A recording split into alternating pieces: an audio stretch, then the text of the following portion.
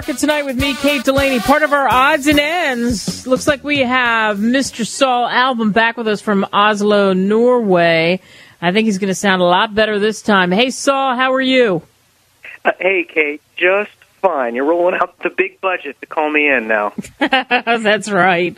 We've moved up. Speaking of big budgets, one of the things we were talking about, and a lot of people were calling us, is over California. I said, if you were the governor of California, what would you do to save it? Because Jerry Brown, the governor, is saying it's going to be like the 1930s. They are $16 billion in the hole, much worse than he thought. They're stuck, and what's going to happen to California is going to have to temporarily increase the income taxes. The businesses are furious. I think there's going to be a big uprising, maybe not like Greece, but there's going to be a big uprising in California. I mean, we knew California was in trouble, but what's the beef here, Saul? It's a classic example of overspending and not keeping to your budget is what we talk to our listeners about, or your listeners about. What I would do is target the expensive items, and that's, of course, is the welfare system there, which is a lot of it is mandatory anyway by the state, the transfer payments, the prison systems, and the education systems. So this is me personally standing in my soapbox, and let me make a caveat is that I'm not an expert on California budgets. But what I would do first is kind of have a counseling session and move their prison system from a punishment-orientated institution to a rehabilitation type of system, and probably legalize the drugs, and but allow people out that can make it. So, like, give them some counseling and help them out. So that would, I think, about half of their inmates are in there for those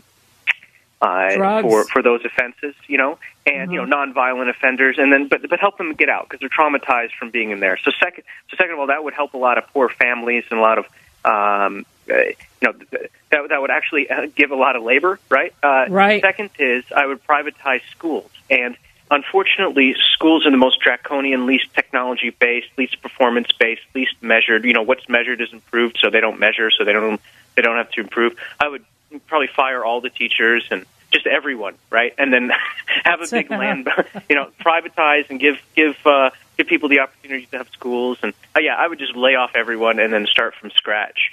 And then for transfer payments, I'd probably just leave it alone. I think you'd be okay if you just made those little bits. Probably have a few areas declare bankruptcy so they could renegotiate their unionized and but the union wages aren't so bad. It's pensions that are the problem. So yes, probably those three steps it would be just fine. Yeah, we had somebody call about the pensions. That's true, and that they have to do something with the pensions, getting the 100% and getting the exact salary. That's killing California. There's no question about it. Hey, speaking of problems with deficits and debt, Greece, this is so huge on the radar. I say this all the time on the show, but Saul, why should people in the United States care about what's going on in Greece? One, because first, they're canary in the coal mine. So we can see how these bad Keynesian policies, affect other people. So, one, we're seeing a preview, and of course, every state is different and every country is different. So, one, we could see that. Two, when Greece, which it looks like it is going to do, is what we talked about on the show forever, which is they can't accept any of these deals. They have to do a full default. Kate, if they go through what the Germany wanted them to do, which is cut spending, do a 50% reduction on their debt, they still, after 10 years, still owe 120% of gross domestic product in debt. Now, you have to keep in mind, with us, it's still about 100%. So remember how we're complaining about how indebted we are. After 10 years of austerity, they would still be worse than we are now with the current deal on the table.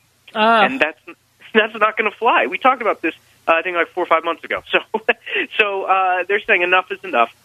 So what that means is if they move to the new drachma, at a one, generally, if we had more time, we could have talked about this, but so such as connections. if they move to the new drachma, then we're talking about a 40% immediate drop. So they said for every euro we're going to swap out for drachma. We'll immediately have a 40% drop, but that 40% and everything will collapse before they move to the drachma.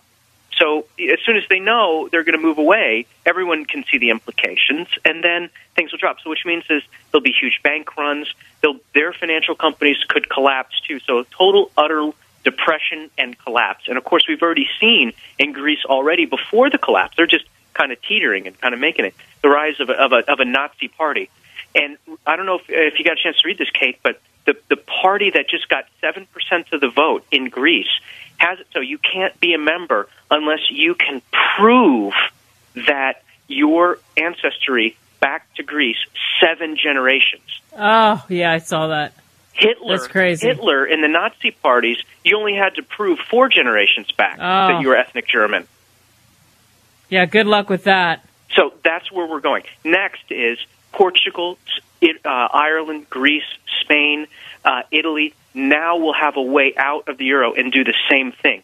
Now you have 2 options. You can let everything collapse as you remove from the euro, all your contracts, all your banks. I mean, who would put money in a bank? I mean, God, who knows if everything's collapsing? So It means either you have to elect a strong man to enforce capital control so that runs on monies runs on banks don't collapse the whole banking and financial systems, and contracts don't default left and right because everyone's doing business in euros. I mean, how are you going to come up with your mortgage payment if it's denominated in euros? You know, you can't. No. So we're talking. You're going to have to elect a strongman. So I mean, this is the path to the Nazism. I mean, this is it. We're staring right in the face of it. Wow, that is so scary. I hope people are listening to what you're saying because you did a great job explaining that. It's crazy. Let's switch gears for a second and talk about this because you, my friend, and I have talked about this for a long time, and you really pointed this out with the earnings. What's going on with Wall Street? 72% of S&P 500 companies of the 453, 72% have beaten the analysts' earnings estimates. So that means some people are doing pretty good, right? Yeah.